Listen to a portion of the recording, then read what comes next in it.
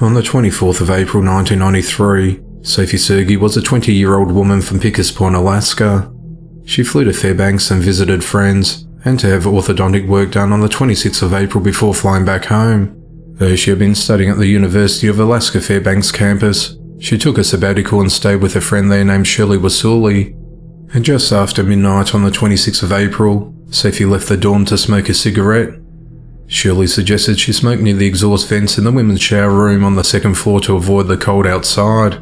As she left, Shirley told her she was going to spend the night at a boyfriend's room in another dorm, meaning that when Sophie returned, she would have the room to herself before they'd meet up again in the morning. Shirley later returned to her room at around 9 a.m. to say goodbye to Sophie before she left for her appointment, but she wasn't there. The room to the dorm was unlocked, and Sophie's belongings were still inside. Concerned, Shirley searched around the campus, but found no trace of Sophie. She later tried calling the orthodontic clinic, but found that she never made her appointment. In the afternoon at just before 2 p.m, a janitor showed up in the shower room to clean it, and discovered Sophie's lifeless body in a bathtub. She'd been hit over the head with a blunt object, raped, choked with a ligature, shocked with a stun gun, stabbed numerous times in her eye and cheek, and was shot in the back of the head with a .22 caliber gun. The authorities were contacted and arrived at the crime scene. Evidence collected included hair, fingerprints, and foreign bodily fluid found inside Sophie's body. People were questioned, but no one heard a gunshot. One student who was showering at around 1:30 in the morning heard muffled voices and thumping noises coming through the wall from the other room. At the time, DNA technology was not in use in Alaska. However, detectives later developed a DNA profile to compare to the DNA of possible suspects over the years, but to no avail. In 2018, the case was re-examined and the authorities enlisted the help of DNA specialist company Parabon. On the 18th of December 2018, they used genetic genealogy to identify Stephen Harris Downs as a suspect after his aunt submitted her DNA to an ancestry website.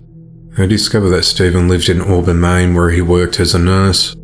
On the 13th of February 2019, investigators knocked on his door, but he denied any involvement in Sophie's murder. The next day they obtained a cheek swab from him which was found to be a match to the DNA on Sophie's body, and on the 15th of February he was arrested. At the time of the rape and murder, Stephen was an 18-year-old student and in the same campus as Sophie. In August of 2019, he was extradited from Maine to Alaska to face trial, which began on the 12th of January 2022. Stephen argued that on the night of the murder, he was with his then-girlfriend Kate Lee in a room on the third floor with other students drinking and watching movies. Kate testified that Stephen wasn't with her the entire night and that he left the room several times. She remembered that he wasn't with her in the early hours of the 26th of April because that's when another guy tried to kiss her. His former friends and roommates also testified that Stephen owned a large hunting knife and a .22 caliber gun that matched the bullet used to kill Sophie.